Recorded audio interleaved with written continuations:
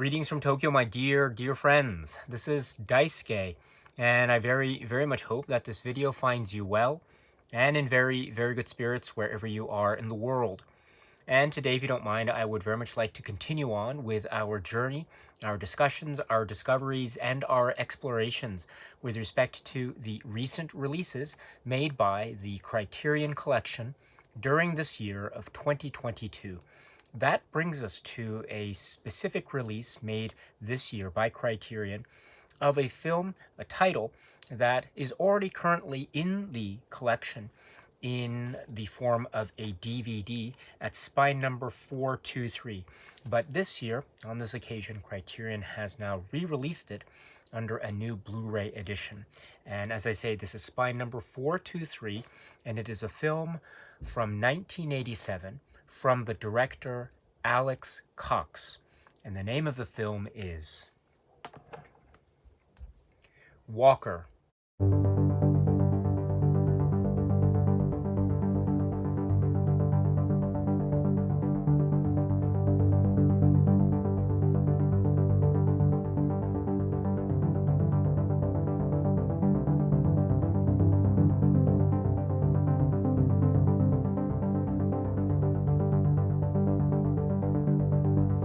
This is the incredible, audacious work from the screenwriter or scriptwriter Rudy Wurlitzer, with music by Joe Strummer, and from that director, that one-of-a-kind artist extraordinaire who is Alex Cox.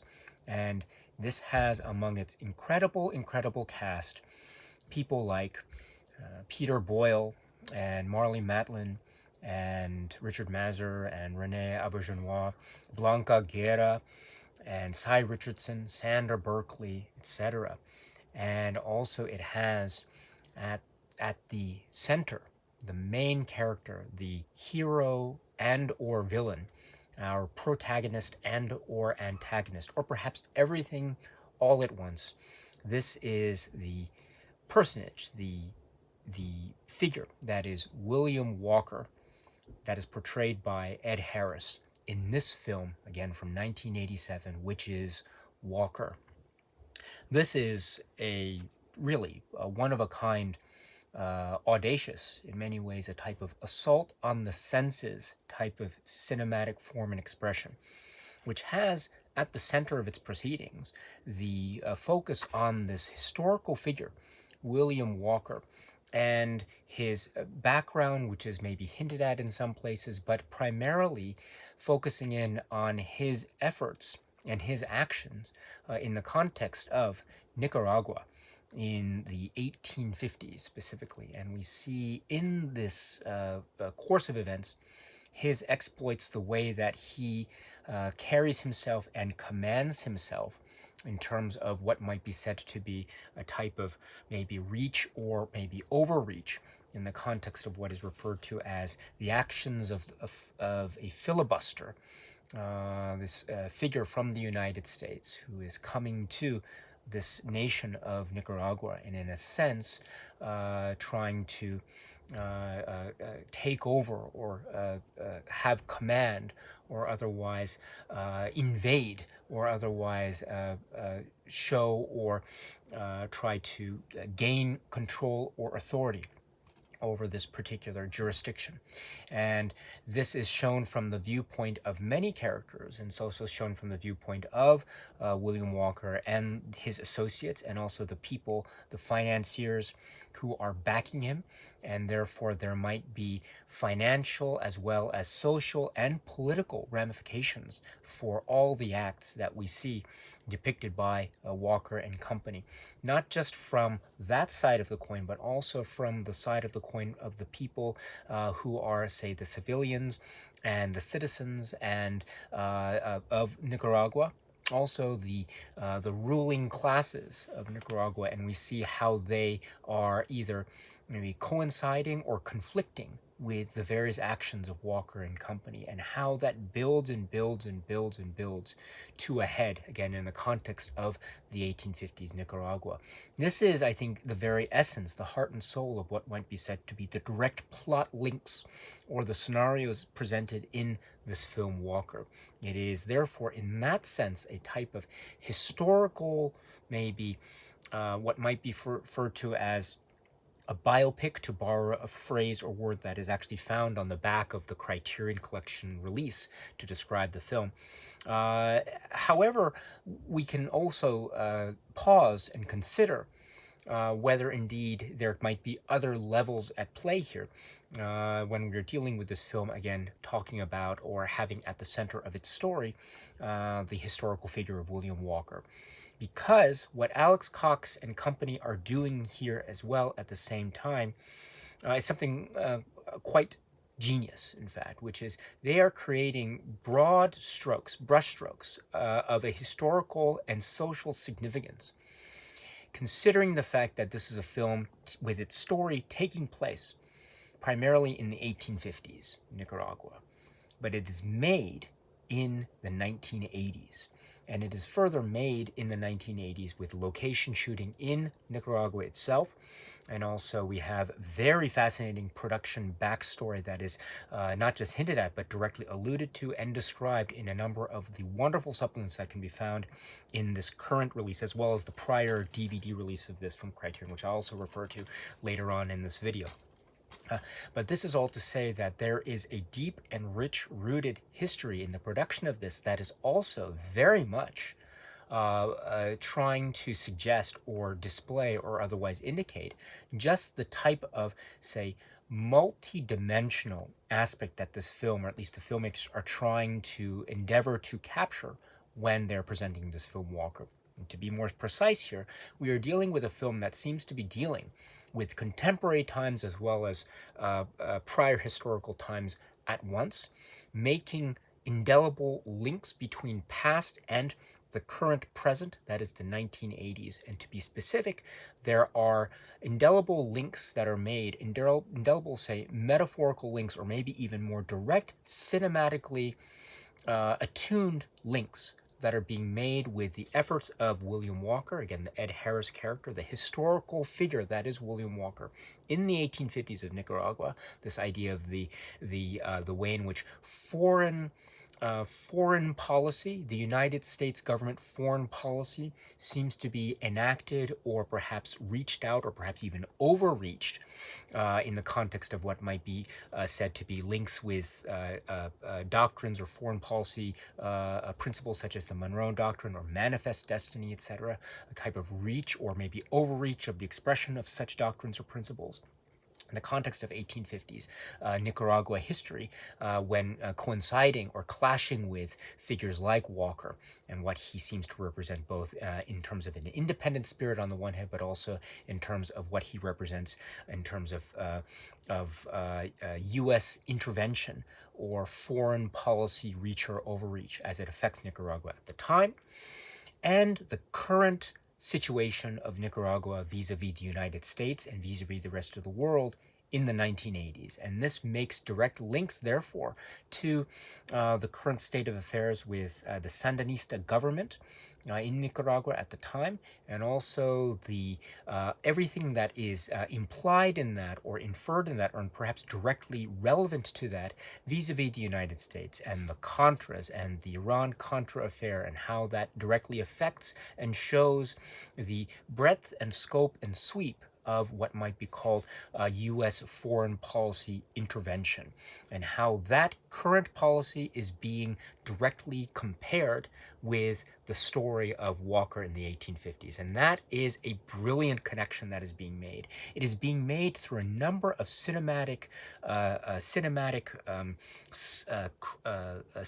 say, expressions. One of which being, of course, the actual production of the film itself.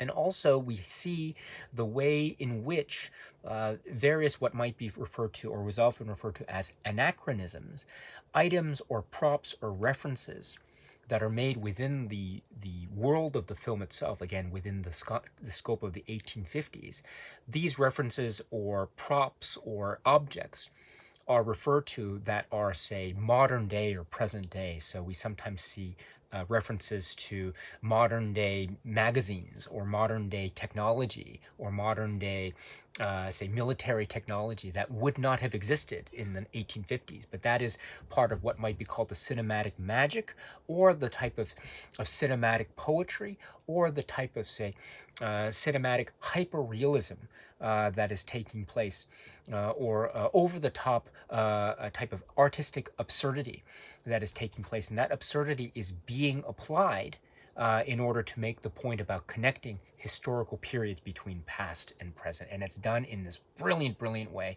in the hands of Alex Cox, which makes a film like Walker so embedded with meaning and style and substance. Now, this type of cinematic storytelling or styling is very much confrontational. It's very abrasive. It's very in your face. It's very audacious. And it's all of these things. And I think one can get a sense that it's all of these things in a very proud way. I think Alex Cox and company, Rudy Wurlitzer and company, really are very proudly and very purposefully making a film with these types of stylistic considerations in mind, because this is a way to make a film that is very memorable, and it's very much a film that is authoritatively making its point or stating its case, or therefore authoritatively establishing its own identity in existence. It's a film that's saying, here I am. And it's doing so with regard to a figure that, as described by Alex Cox and company in, say, some of the supplements, this is a figure that maybe is so very famous or infamous amongst the people of Nicaragua, on the one hand. At the same time, this is a figure, I'm speaking of William Walker here, this is a figure that is relatively unknown, or in fact totally unknown as a historical figure from the perspective of the United States. And so that type of maybe divide of consciousness is one of the aspects that I think makes a film like Walker very much an explosive and quite a brilliantly cinematically confrontational work. It creates the sense of maybe a discrepancy of understanding, or tries to bridge that gap by presenting this film in the terms that it does, while making a number of great statements along the way. One of those statements being, as I'm trying to suggest, this idea of linking past and present, Nicaragua of the 1980s and Nicaragua of the 1850s. However, that type of linking of past and present doesn't just occur in that context, although it is a very strong one. One can also see or feel or sense echoes, or perhaps not just sense them, but really get a real poetic gleaning, or perhaps a metaphorical implication from watching the film and the Vietnam War. And so all of this therefore becomes the way in which this film can be seen as an expression of maybe an artistic abstract, or this film, or maybe at the same time, this film can be seen as a type of strong, vitriolic, vehement indictment against what might be said to be the overreach of foreign policy in the context of what is deemed to be principles or foundational concepts, such as, say, manifest destiny, and how that has certain overreach consequences in various foreign jurisdictions and nations, such as Nicaragua, such as Vietnam, or such as elsewhere. And so that therefore becomes a way in which this film is very, very abrasive, and very much a type of explosive work that really deserves to be seen and should be seen by as many people as possible, because of that type of perspective that it shows, as well as the way in which this film operates as a brilliant work of cinema. Alex Cox and company are artists of the highest caliber. And that type of artistry is shown in, as I say, the technique and the way in which certain props or objects are interwoven whilst telling the story of a historical past, using comedy and irony to also portray scenes of terror and destruction. The war scenes, the battle scenes are very epic in scope, and there's also the way in which the humanity or loss of humanity is captured in that epic sweep and scope in cinematic terms.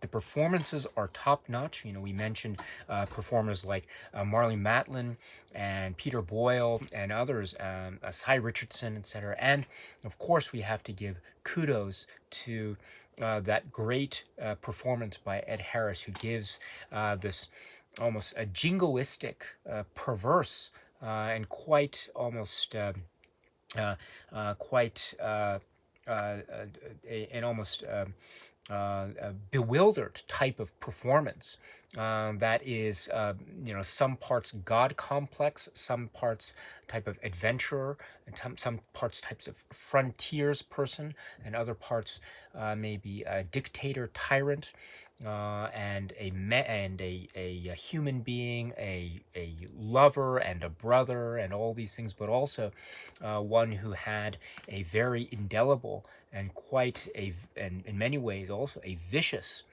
and quite an overreaching and long-lasting impact on a civilization and a people in Nicaragua, and that has its very deep-rooted and quite significant implications that, I say, reach out into the present day. So it is all captured in that brilliant, volatile, dynamic, explosive performance by Ed Harris as William Walker here. So this is a sight to be seen. This is also a film to be heard. The musical score, I mentioned Joe Strummer here. This is, it's delicate, it's sweet. It's also very, very rich and very poetic, and very much part of the times. This is a brilliant, brilliant film through and through.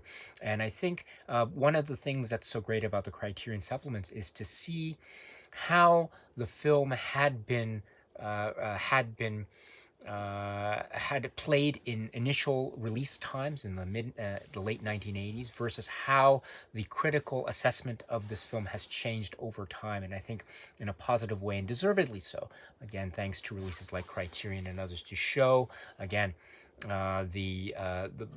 how much this film really matters. It matters in the context of expressions of U.S. history and also the history of Nicaragua, and also expressions of cinematic form and poetry, also in the context of the filmography of Alex Cox. This is a work that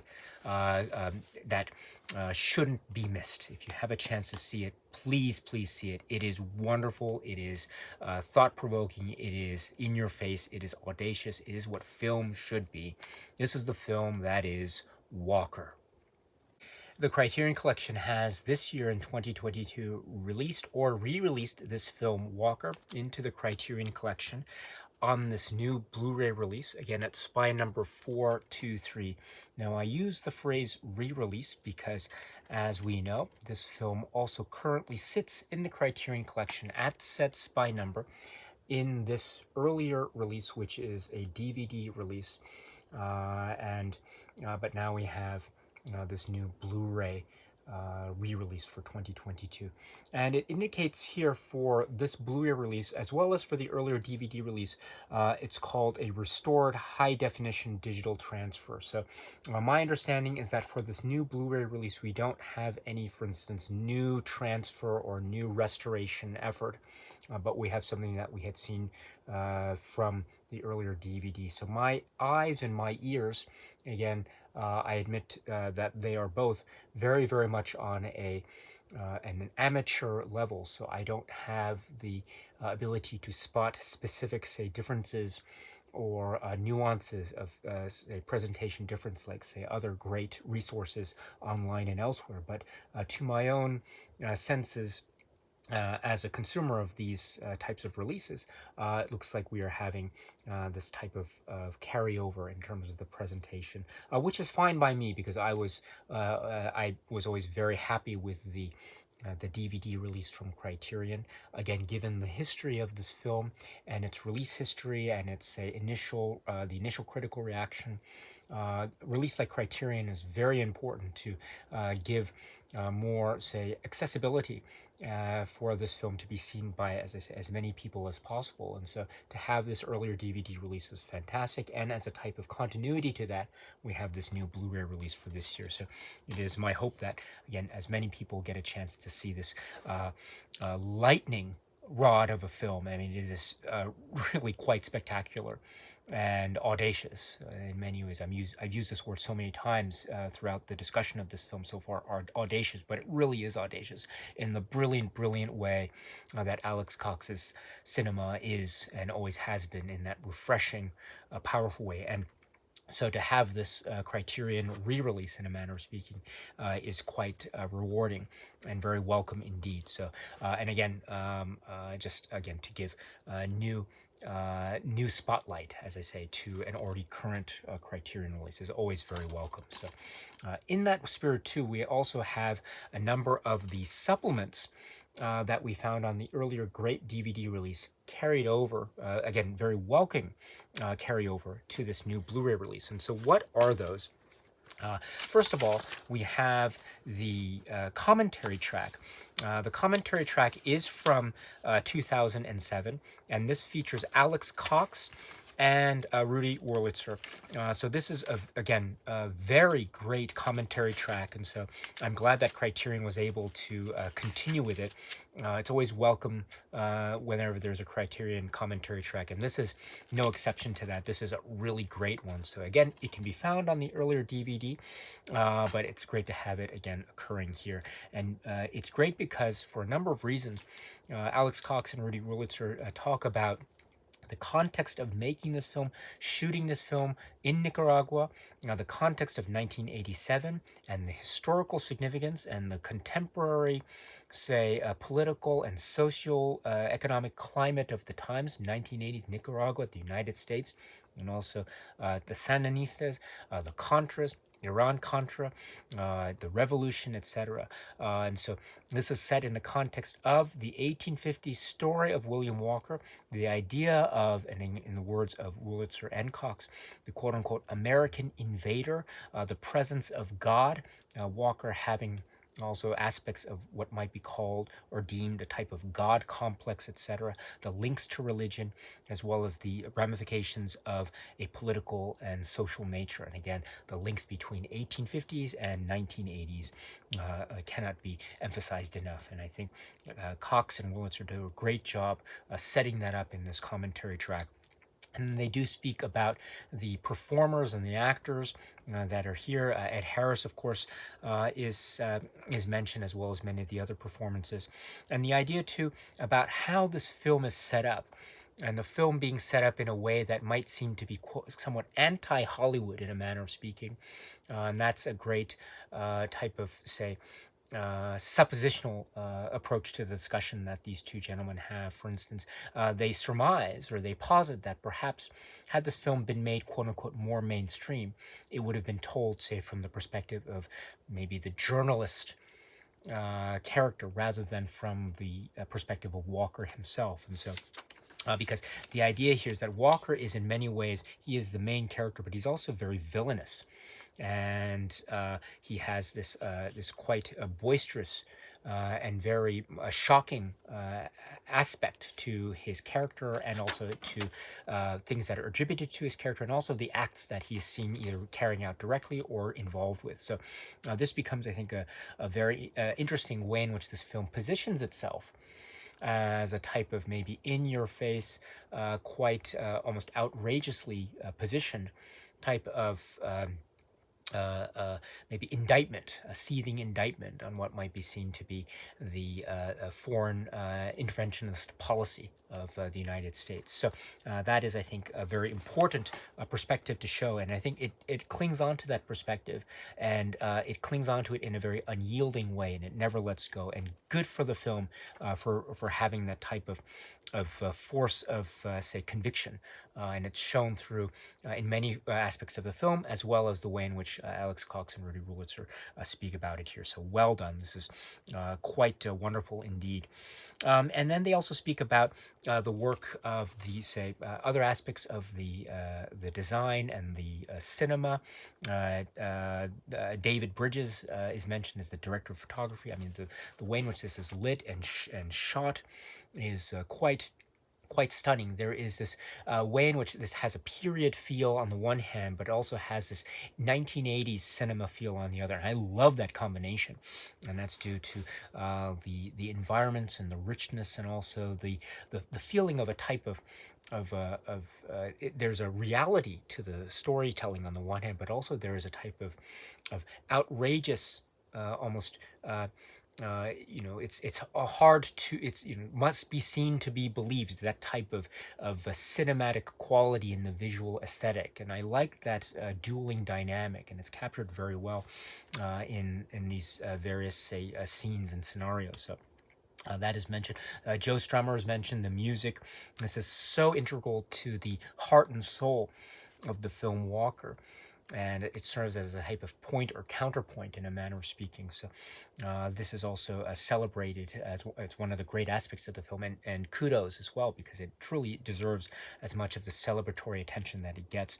And also there is the way in which Alex Cox and Rudy Wurlitzer speak about the film, or moments of the film, as a type of romance. I mean, there are certain aspects of the relationship between, say, the Ellen Martin character and William Walker character, Ed Harris and Marley Matlin, respectively, or Blanca Guerra's character.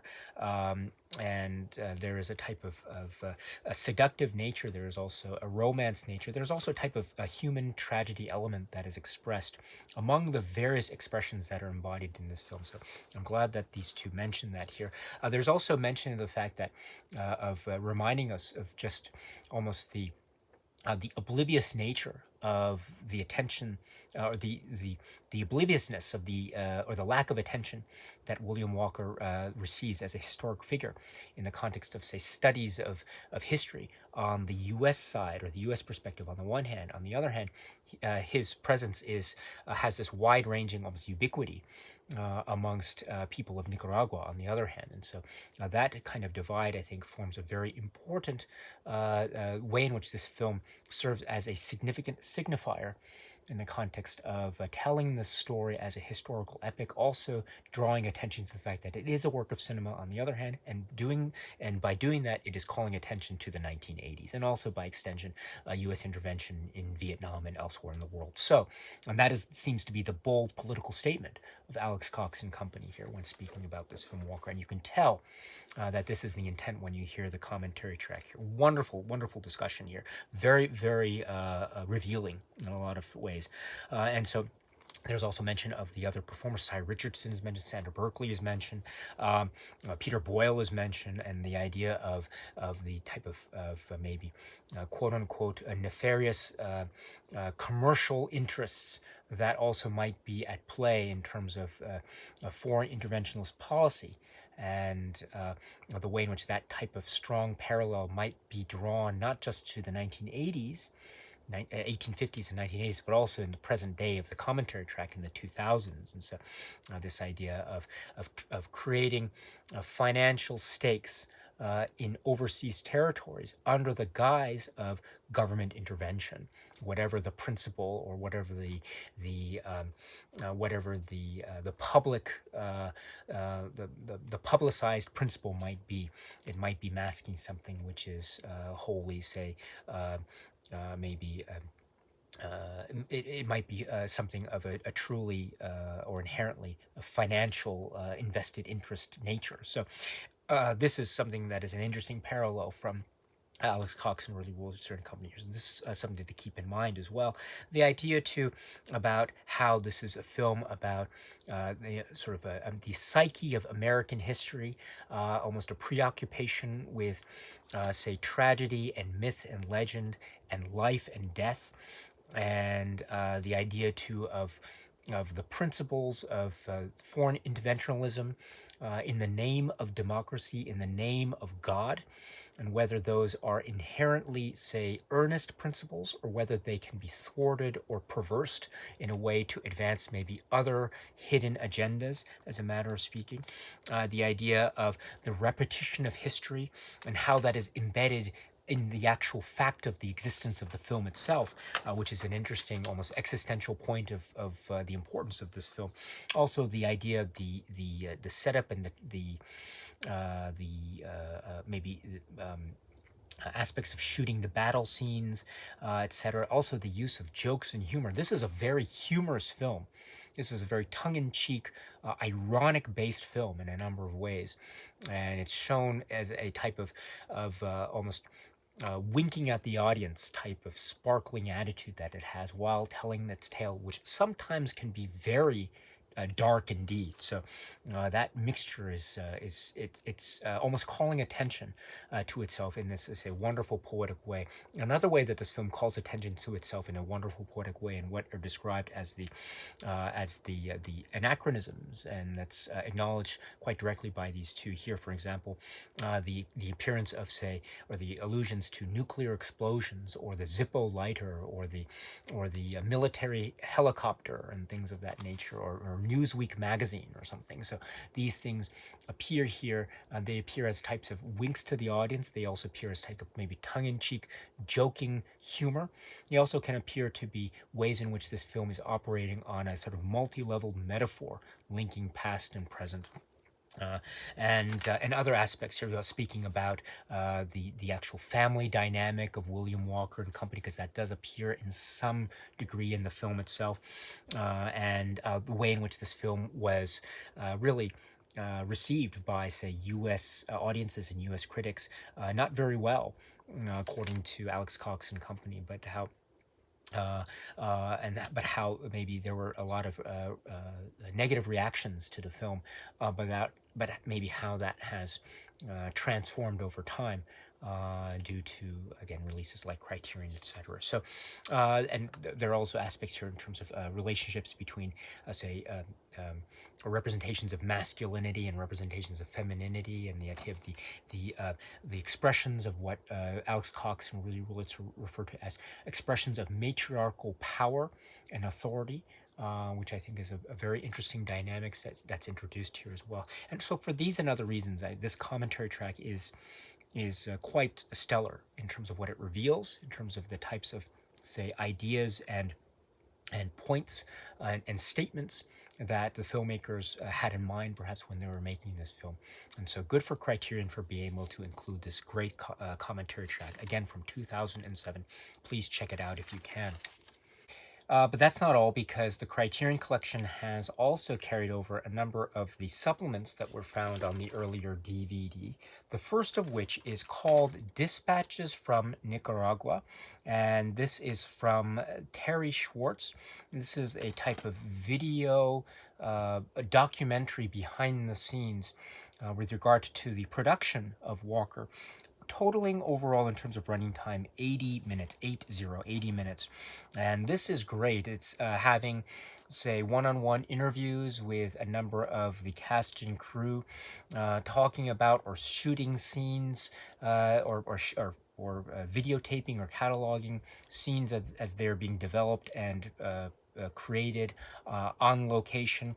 And one of the very important aspects of the production is the fact that this was made, for the most part, it was made in Nicaragua, and it's made in the context of Nicaragua and the Sandinistas. And I think that also forms, at least when we hear Alex Cox and company speak about it, this also forms, I think, part of the integral character of this film, Walker, as it links with past and present. So we also have words from Ed Harris in terms of approaching this very maybe enigmatic, shall we say, character and person, this historical figure that is William Walker.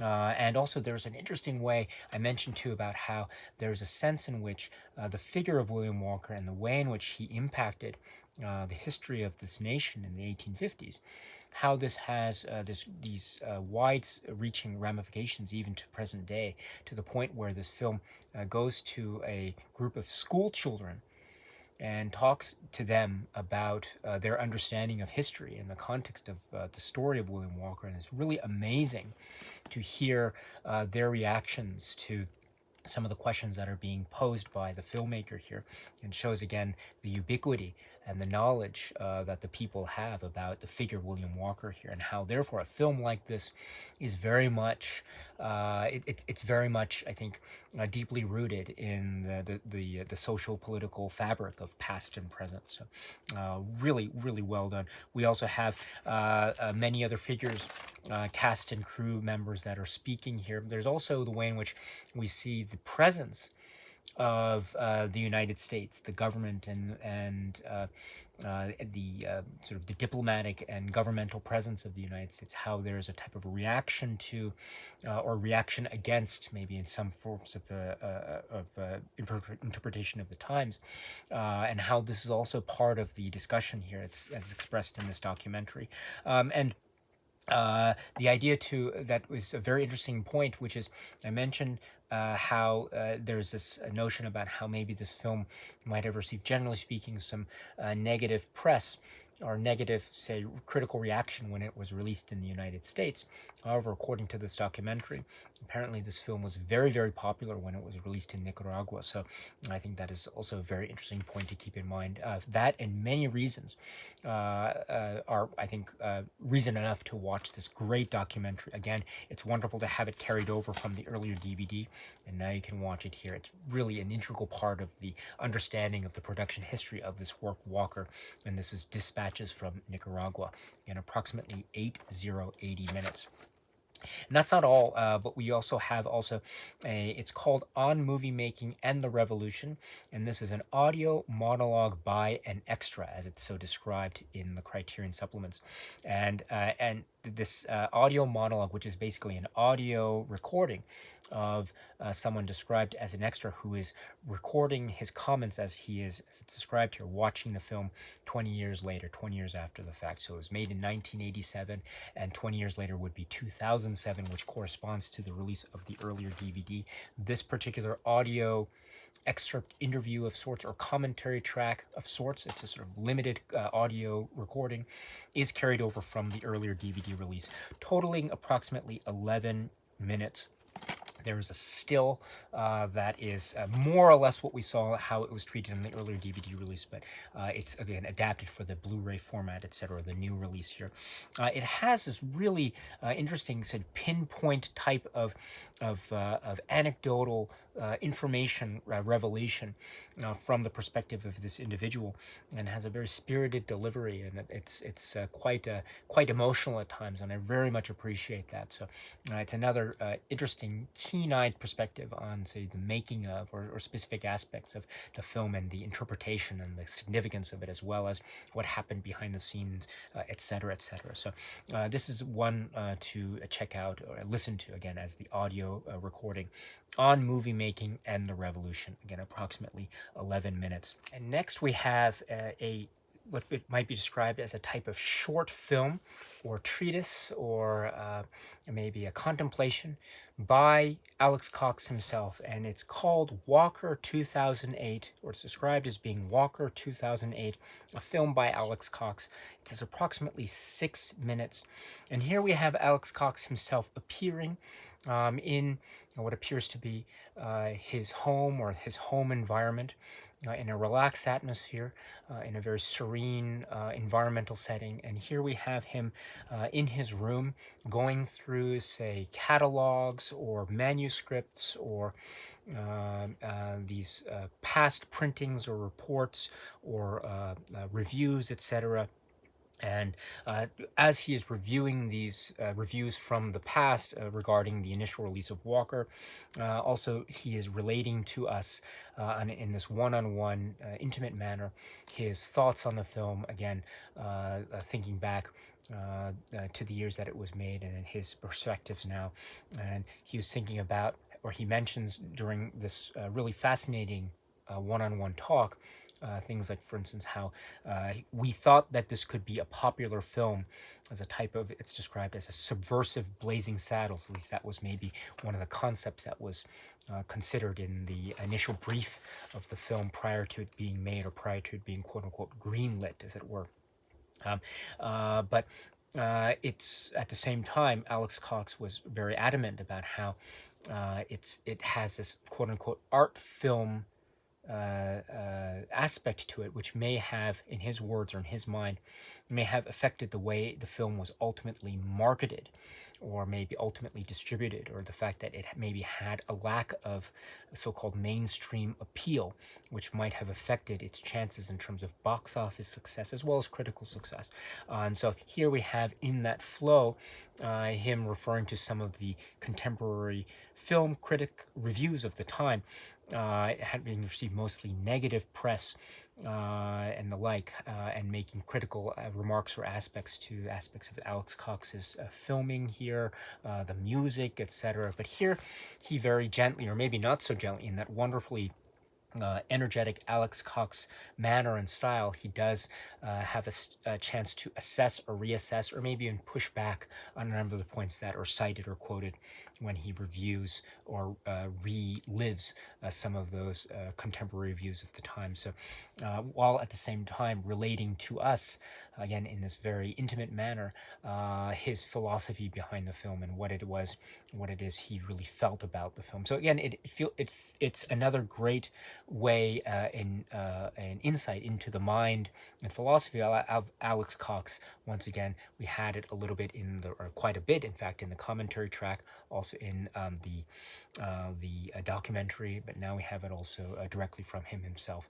in this wonderful short work interview, one-on-one, intimate setting discussion with the one, the only Alex Cox. So this is Walker 2008, a film by Alex Cox. This was also found on the earlier DVD, by the way, but it's nice to have it, again, carried over here.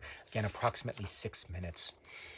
And that's not all, because then we have another, what might be called a short work, similar in vein to this earlier Walker 2008 work. This time we have On the Origins of Walker. This is described as being from 2016, approximately 16 minutes. Again, this is with Alex Cox, but with other figures as well, speaking about this particular work, and the idea of looking through the notebooks to see what the sort of historical record was in terms of making the film, how it sort of overlapped in an interesting way in terms of the timing of production on the start of this film versus another work by Alex Cox called Sid and Nancy, and also talking about the inspiration for the film, the effort by people like Alex Cox and Rudy Wurlitzer to try to break with tradition, break certain cinematic cliches, trying to capture among the many facets of this particular cinematic endeavor, trying to capture some aspect of what might be said to be the mythology of the frontier. And I think a figure like William Walker, especially as expressed in a film like Walker, can be described as being a man of many facets.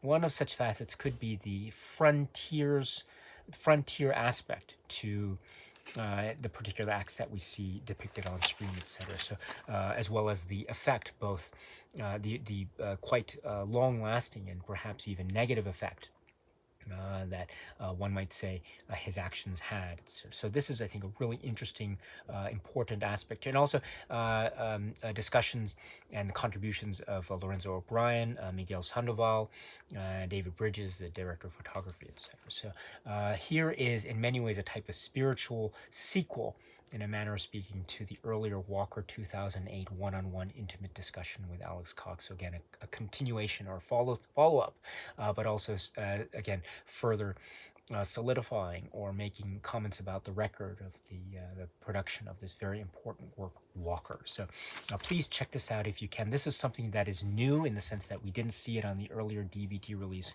so it's well worth checking out if you have a chance to. It's, again, On the Origins of Walker, approximately 16 minutes. That's not all, because the next supplement is called The Immortals, and this is an 8-minute photo montage supplement. And with music overlaid on it. So this is you just press play, and then you can watch the montage carry itself out throughout the 8 minutes. And it's comprised of certain photos that were taken on the spot, Polaroids. It's a photo montage and Polaroid montage, etc. Now, what's interesting is in terms of what's great presentation, and again, another aspect into the background, and you also get a little bit of a sense of this in the booklet, which I'll talk about too momentarily. So it's great to have this included. We did get this montage aspect, the Immortals, as it was given the title, in the earlier DVD. However, please note that my understanding is that the earlier DVD here had it as a manual pressed photo montage. In other words, that you as the with your remote control would press forward, and that would take you manually through each of the photos. Whereas here with this Blu-ray, what they've done is instead of giving us the option of exploring it manually by us pressing the button, the forward button on our remote control, instead they have edited together into a playback montage. It's just, which is 8 minutes overall. So it's an interesting format. Again, I think the use of the type of this type of manual press forward, press backwards presentation was something that maybe is no longer maybe in vogue with current releases. So that's probably the reason for the change. I have seen this similar type of change with other, say, re-releases from Criterion, where in the earlier release they had this manual press forward, press back function for photo montage or photo slideshow presentation type of thing, which has now been replaced with a fully edited together a montage that is sort of automatic playback, as it were. So that seems to be okay for me, although I do like the controllability, shall we say, of the slideshow presentation format. But in any event, we do get the spirit of those pictures, expressed in the Immortals section here, approximately 8 minutes. And then we have the supplements rounded out with the trailer. And I should point out too that the trailer itself, which is included here as part of the Blu-ray, from my information, from my knowledge, the trailer was not included with this DVD release. So in fact, the inclusion of the trailer for the Blu-ray is something new as far as my understanding, at least my personal DVD copy has. So that's great to have. So we have the inclusion, again, from my perspective, for the first time, of the trailer for the Blu-ray release of Walker. So that's really interesting. So there you have the collection of the supplements. And now let us talk about the presentation, also the booklet. So first, the presentation. So we have this wonderful cover art design, which is carried over front and back, of course, with this interesting color scheme, and the inside too, with the cover art design also carrying through in terms of the disc itself. Very interesting. You'll note that the booklet isn't housed yet. I've already removed it for purposes of the discussion of this video, but just note that the booklet would be housed on this side of the inside of the plastic casing here. Really interesting design here. I should point out a number of things here. First of all, the art is credited to art director Sarah Habibi and cover art Paul Mavrides. Excuse me, I apologize for my incorrect pronunciation there. And then booklet design Mark, English design Austin, Texas. Now I should point out that the earlier DVD cover art was right here. And so there is a similarity, but also a distinct difference in terms of the new Blu-ray cover art design versus the earlier DVD cover art design. Very interesting cover art designs, by the way, each in their own way. And here too, this is the inside of the DVD. Again, the booklet would go here on this side, and we'd have the disc on this side here. So it has that interesting, very interesting DVD art here. Different from the DVD, from the disc art that we saw on the Blu-ray, but this kind of image can be found elsewhere, and I'll talk about that when we get to the booklet. So very interesting stuff indeed. And we have cover art designs. Now, with the booklet, we have the Blu-ray booklet right here. And again, in terms of size, dimensions, and also the font used for the DVD cover art versus the new Blu-ray cover art, we do have some differences in that. But apart from those, say, certain cosmetic differences, there are a lot of similarities and a lot of continuity between the earlier DVD design of the booklet and the new Blu-ray release booklet. And that is due to a number of things. So first of all, the writings. We have the carryover from the earlier booklet of the writings by Graham Fuller, Apocalypse When, and then Forced March by Linda Sandoval, and then On William Walker by Rudy Wurlitzer. So we have a robust booklet with a number of writings, again, much like what we saw in the earlier DVD release. So it's great to have this staple booklet. It's thick, it's wonderful, it has a great continuity and look and design and feel that is consistent with this release, also with the robustness of the 3 writings there. So that is a wonderful thing. It's wonderful that that is carried over. Nothing was, there was a continuity between the earlier DVD and this new Blu-ray, so that's great. And apart, or in addition to that, we have a number of, say, images that are included, and stills and photographs and the like, which remind us, say, of maybe the Immortals supplement from the disc itself, as well as some imagery and kind of a little design work here. For the most part, the design work and the images and the paintings and things, for the most part, they do correspond with the earlier DVD booklet. Although there are 1 or 2 places where I did note that maybe different images were used, or maybe there was a different order, etc. But maybe for the most part, we have almost identical presentations in terms of the contents and the pictures and images from this earlier DVD booklet with in comparison with the new Blu-ray release and its new booklet here. So all in all, a fine job, a great carryover, and a reminder of just how great the earlier DVD was and is, and versus how this new Blu-ray also is in the same or similar vein, equally as great and fantastic. So a wonderful job, Criterion, of re-releasing this again for as many people hopefully to see as possible. So you're getting a lot when you're talking about this particular release in this new Blu-ray. So definitely worth checking out if you haven't already. This is the Criterion release of Walker on Blu-ray this year, 2022, at spine number 423. Okay, my dear friends, so that's it for now. And so until we meet again, please be happy and healthy and well. And please keep on watching a lot of great movies. Thank you so much, as always, for your time. I very much appreciate it. Stay strong, stay safe, and cheers.